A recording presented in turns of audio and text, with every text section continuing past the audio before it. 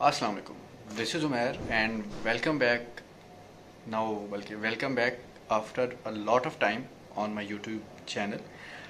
यार मैं काफ़ी दिन से गायब हूँ और कोई ख़ास वीडियोस नहीं बना पा रहा, और उसकी कोई एक रीज़न नहीं है, उसकी काफ़ी सारी रीज़न्स थी।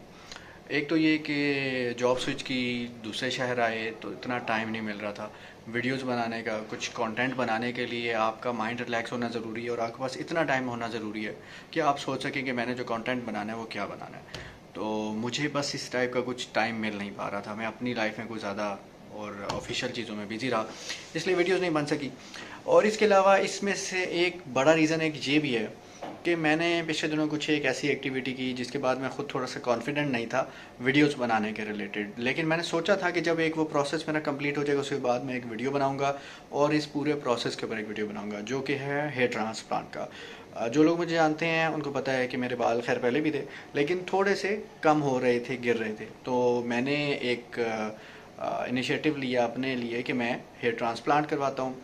इसके रिलेटेड मैंने सुन रखा था, बहुत सारे दोस्तों ने बता रखा था, लेकिन क्योंकि अपना एक एक्सपीरियंस नहीं था तो मैं किसी से कुछ शेयर नहीं कर सकता था। मैंने back in December last year transplant करवाया और उसके बाद आपको पता है मैं गायब रहा, काफ़ी अरसे से गायब हूँ चैनल से भी, क्योंकि टाइम नहीं मिल रहा था। और उसके बाद थोड़ा सा मैंने इस वजह से ब्रेक ली हुई थी कि ये ट्रेंड अजीब सी हुई हुई थी।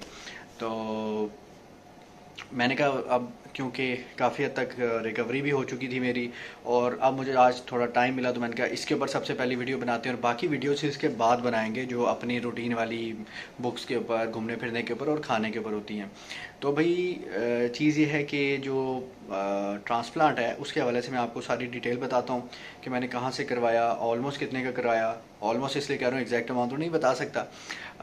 वो भाई जिससे करवाया वो नाराज़ हो गया ना, उसने जो डिस्काउंट दिया वो फिर कहेगा क्यों सारा कुछ बता रहे हो सबको। और मैंने इसकी स्टेप बाय स्टेप तो कोई वीडियो या फोटोग्राफ्स नहीं रखी, लेकिन मैं आपको ट्रांसप्लांट वाले दिन की और उसके बाद की फ़ोटोग्राफ्स दिखा सकता हूँ और अब का ये हाल दिखा सकता हूँ कि आप मेरा देखें ये हेयर लाइन कितनी नीचे आ गई है। पहले ये हेयर लाइन 1-2 इंचेस ऊपर थी, तो काफ़ी बेहतर ग्रोथ हो गई है। और ट्रांसप्लांट के बाद मैंने क्या एहतियात की, क्या नहीं की, क्या मेडिसिन ली, वो सारा कुछ मैं आपको बताता हूँ।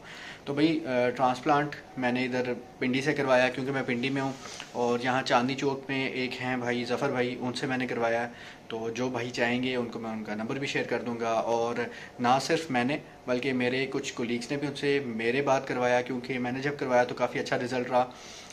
और मेरे कुछ कोलीग्स ने भी उनसे करवा लिया फिर। तो यानी कि ऑलमोस्ट 4-5 पीपल जो है जो उनके पास मेरे बाद जा चुके हैं और बड़ा अच्छा उनका रिज़ल्ट रहा। मैं खुद क्योंकि एक यार टीके से भी डरता हूँ, लेकिन उन्होंने जो ट्रांसप्लांट किया है तो उसमें पहले ये होता है कि एक तो सबसे पहले तो जो ये वाला प्रोसीजर है वो मैं आपको बता देता हूँ, FUE का, यानी कि फॉलिकल यूनिट एक्सट्रैक्ट करके एक एक समझ लें कि जड़ निकालते हैं और उसको उसके बाद लगाते हैं। यहाँ पीछे की साइड है जहाँ से वो निकाले जाते हैं, पट्टी नहीं उतारते, इसके बरक्स पंचिंग करते हैं और पंच करके एक एक जड़ को निकालते हैं। और इस एरिए को लोकल एनेस्थीसिया देते हैं, वो सुन करते हैं, छोटी सिरिंज होती है बिल्कुल छोटी सी, उससे वो इंजेक्ट करते हैं और सुन हो जाता है ये एरिया। उसके बाद वो फॉलिकल्स को एक्सट्रैक्ट करते हैं और उसके बाद उसको इकट्ठा करके रखते हैं। और उसके बाद ये जो सामने का आपका एरिया है इसको मार करके यहाँ पर वो उसके बाद प्लेसिंग करते हैं, बालों की जड़ें लगती हैं। जड़ें लगने के बाद ये होता है कि आपको 2 दिन पट्टी बांधनी पड़ती है। पट्टी 2 दिन रहती है, दर्द वगैरह ऐसा चुसने से नहीं होता, लेकिन क्योंकि आपको लोकल एनेस्थीसिया दिया होता है थोड़ा सा सर आपको भारी भारी महसूस होता है। इसके बाद वो 5 दिन के लिए आपको एंटीबायोटिक दे देते हैं कि आपको कोई इन्फेक्शन वगैरह ना हो। और अल्हम्दुलिल्लाह कोई इन्फेक्शन मुझे नहीं हुआ था, हल्की सी स्वेलिंग हुई थी, वो 1-2 दिन रही और उसके बाद वो भी बिल्कुल ठीक हो गई थी। 2 दिन मैंने ज़्यादा एहतियात की है कि मैंने सर के ऊपर कोई पानी नहीं डाला और धोया नहीं है सर को, क्योंकि थोड़ा सा प्लेसिंग के बाद ब्लड आ जाता है सर के ऊपर, हल्का हल्का सा, समझ लें कि आपको ऐसे फील होता है हल्का हल्का सा ब्लड है, लेकिन खून उस तरह से निकल नहीं रहा होता। ये सिर्फ उस टाइम पे प्लेसिंग के वक्त पे कुछ ब्लड आया हो। उसके बाद ये होता है कि जब वो लगा देते हैं, बाल आपके प्लेस कर देते हैं, आपको 2 दिन एहतियात करनी है। तीसरे दिन आप सर को वॉश कर सकते हैं, लेकिन वॉश करने का तरीका ये होता है कि आपने पानी में शैम्पू मिक्स करना है और उस पानी को फेंक देना है सर के ऊपर और बहा देना है सर के ऊपर से, मलना नहीं है उसको। 10 दिन 12 दिन आपको एहतियात करनी होती है। उसके बाद आप नॉर्मल तरीके से शावर ले सकते हैं, नहा सकते हैं। इसके अलावा ये है कि 10 दिन के बाद जब आप जाते हैं तो आपके सर पे जो जड़ें उन्होंने लगाई होती हैं उसको हल्का सा रब करते हैं, वो जड़ें ऊपर ऊपर जो उसके बाल होते हैं वो काफ़ी हद तक झड़ जाते हैं और उसके बाद फिर जड़ों से बाल निकलना दोबारा से नए सिरे से स्टार्ट होते हैं। तकरीबन 1 महीना के बाद मेडिकेशन स्टार्ट होती है। मेडिकेशन में ये है कि जो मल्टीविटामिन्स होते हैं जैसे बायोटिन प्लस है वो आपको दे देते हैं खाने के लिए, और इसके अलावा स्प्रे देते हैं जो कि मिनॉक्सिडिल होता है, वो डिफरेंट फार्मूलाज में आता है। सॉरी, डिफरेंट फार्मूला नहीं बल्कि मिनॉक्सिडिल का फार्मूला ही डिफरेंट ब्रांड नेम्स में आता है, तो वो आपने स्प्रे करना होता है। तो ये सारा सीन है। उसके बाद नॉर्मल तरीके से बाल ग्रो करते हैं, जो टाइम लेना होता है ग्रोथ में। इसके अलावा आप फिर जब बाल बड़े हो जाते हैं तो नॉर्मली इसको कटवा भी सकते हैं। इतना कोई मुश्किल प्रोसीजर नहीं है, थोड़ी सी हिम्मत रखें तो बंदा करवा सकता है और इसका रिज़ल्ट अच्छा है। बट इट ऑल डिपेंड्स कि आपके बाल जो आपने जहाँ से ये बाल निकालने हैं, जड़ें निकालनी हैं, जिसको ग्राफ्ट कहा जाता है, वो कैसा है। अगर आपका ग्राफ्ट अच्छा है तो आपके बालों की ग्रोथ अच्छी होगी। इसके अलावा 5 से 6 महीने मिनिमम है कुछ रिज़ल्ट निकलने के लिए, कुछ दिखने के लिए, इतना टाइम आपको मिनिमम चाहिए होता है। बाकी ये कोई इतना पेनफुल प्रोसीजर नहीं है, ऐसा कोई मसला नहीं आता है अनटिल अनलेस कि आपको कोई एलर्जी हो या कोई इन्फेक्शन हो। वो अगर आपको पहले से कुछ इश्यूज़ हैं, शुगर या कोई ब्लड प्रेशर का ज़्यादा इशू है, तो ये इश्यूज़ आ सकते हैं। अदरवाइज़ ठीक है, कोई ऐसा इशू नहीं है। जो लोग करवाना चाहते हैं उनको मैं बताना चाहूँगा कि कोई इसमें परेशानी वाली बात नहीं है, आप बिल्कुल हिम्मत रखें और करवाएं, और काफ़ी सक्सेसफुल रहता है ये।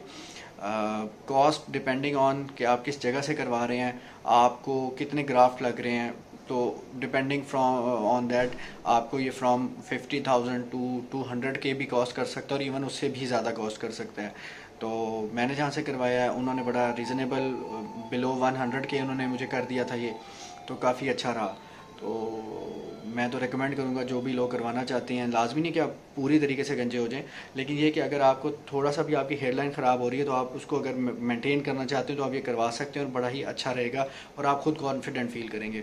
तो मैं बाकी वीडियो के साथ साथ आपसे अपनी वीडियो भी शेयर कर देता हूँ उस टाइम की, और जो कुछ तस्वीरें थी और जो ग्रोथ की कुछ तस्वीरें थी वो भी शेयर कर देता हूँ, ताकि आपको आइडिया हो जाए कि हेयरलाइन कहाँ से कहाँ गई है और कितनी ग्रोथ आई है, वो भी आपको पता लग जाएगी। तो आई होप कि ये वाली वीडियो आपके काम आएगी, और उन लोगों के स्पेशली जो कि ट्रांसप्लांट वगैरह करवाना चाहते हैं या अपनी हेयर लाइन को, अपने हेयर्स की ग्रोथ को बेहतर करना चाहते हैं, तो ये स्पेशली वीडियो उनके लिए थी।